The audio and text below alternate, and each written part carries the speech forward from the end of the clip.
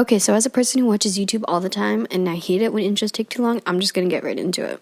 I'll start with a breakdown of what I want to talk about in regards to the new Netflix series Insatiable. Background information, controversies, and a character scale. Also, spoilers. I feel stupid when I say that. I'm like a child, but people get really mad.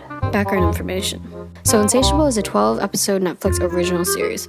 Assuming you've watched the show, the recap I'll give is that Patty is the main character, and she used to be overweight and was bullied for it until she gets in a fight, and because of the fight, she loses weight and is seen as thinner and prettier afterwards. Bob, a lawyer/beauty pageant coach, is hired to represent Patty in court because of the fight. When he meets her, he immediately sees beauty pageant potential in her, and works towards getting closer to her to convince Patty to let him coach her for pageants. Throughout the whole series, basically everything good and bad is a result of Patty's weight and her mental health involving that. Controversies.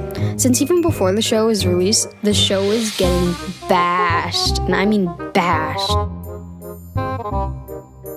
I'm all for discouraging the glorification of toxic behavior, including eating disorders and bullying, especially when it's a corporate Hollywood kind of situation, and they can make lots of money off of it in tactless ways. But I figured to give it a chance. And I encourage you to give it a chance if you haven't watched it, and if you don't believe you'll be triggered by the dark and somewhat disturbing topics and relationships that are present throughout the entire series. I say triggered completely seriously, even though it's like a meme-ish word, but after 13 Reasons Why, I actually think it's a helpful word that we should include more when it comes to modern media, and especially dark comedies, as I believe that they're making a comeback. And if you're not willing to give it a chance or just have no desire to, I think that's fair to respect that. I do, however, feel like you're not completely justified in your opinion to basically hate on it if you haven't watched it. So the series is categorized as black comedy or dark comedy, LGBTQ, drama, dramedy, offbeat, and cynical.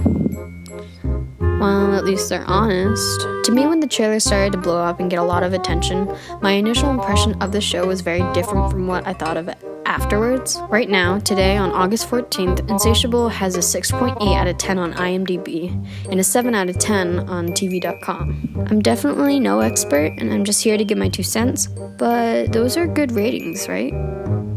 Right? For a show that literally had a petition to get rid of it before it was even released, it seems to be well received in terms of ratings. I've seen lots of articles about the show when you look it up on Google, like these. Insatiable is just the latest example of Netflix not understanding teenagers. When I first read that, I immediately thought of the multiple times in the show where Patty walks down the hall and everyone stares. As someone who goes to high school, that literally never ever happens. Honestly, those types of scenes are cliche, and I'm sick of seeing the same common denominators from Netflix. Hot teenagers, viral videos, lots of intense bullying, the awkward best friend, and sex. I don't think we should stop talking about these things. It's just not being portrayed in the correct, most authentic ways, in my opinion, just yet. Insatiable, gauging the odds for season 2 after what looked like a disastrous death. Well, I don't know what to say about that one. Critics say Insatiable is offensive and the worst Netflix original series. Big words from critics and high snobbery. Okay, but really to me, this one is just trying to lure people into reading their articles, so. Other than that, if Insatiable is the worst Netflix original, look who it's up against. Riverdale, Orange is the New Black, 13 Reasons Why, Stranger Things. Is it really hard to believe that Insatiable might be on the lower side of Netflix originals? In my opinion, I love the topic and idea of dark comedies in general, but as a somewhat objective person, it seems reasonable to be able to enjoy parts of a genre without loving or becoming protective or defensive of a certain show. Fandoms. Character scale. So, I didn't really think this one through.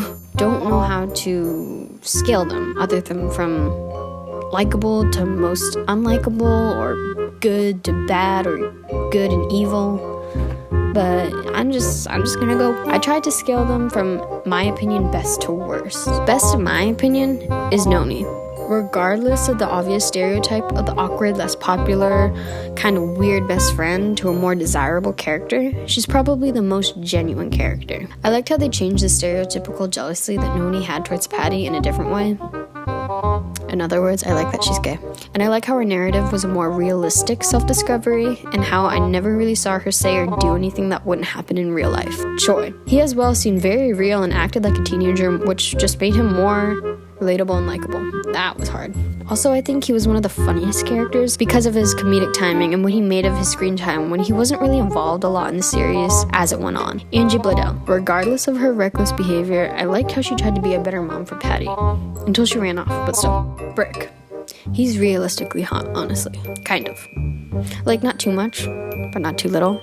I don't know. His acting, though. You're the one from my gym class. You feeling better? You thought that just because I was nice to you that... Wow. I gotta go.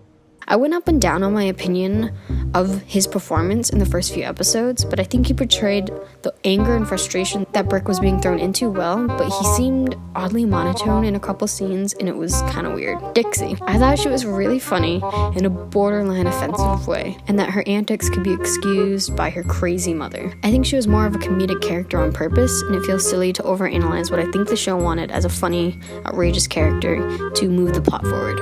Magnolia. I thought it was weird that she seemed like such a bitch at school and to Patty at times, and then at home she was one of the most understanding, likable characters. Pastor Mike. He was a little bit of a nutcase to me, and he was real mean to his psychopath son. Coralie. She seemed like all she wanted was to live a good life with her husband and wanted to get out of her trailer trash life and was confused by the end of the season.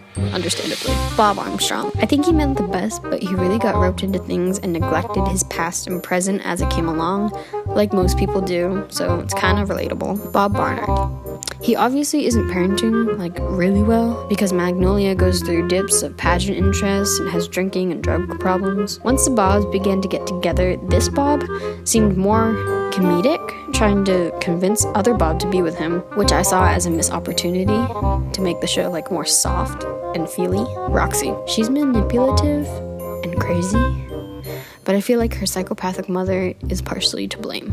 I think she's mostly to blame, honestly. Stella Rose. She crazy. Christian. He's crazy. I really don't know what else to say about the craziness in these characters, other than I can't really pinpoint a mental illness that might be represented here. And finally, Patty.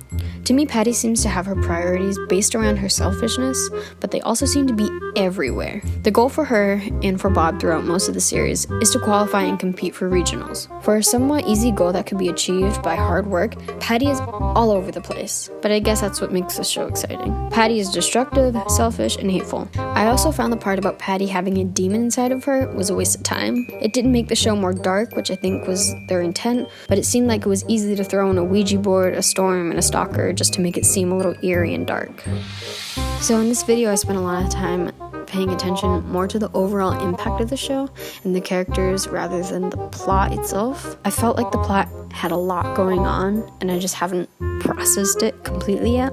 So I decided to come at Insatiable as a whole and pick the points I want to talk about first. In the future, maybe if there is a second season, I can understand things better, because the biggest problem I had with the plot was the darker turn it took near the middle to end of the season, especially with Christian. I thought it was out of place even though it is a dark comedy. It just seemed like Patty was a dark enough character alone.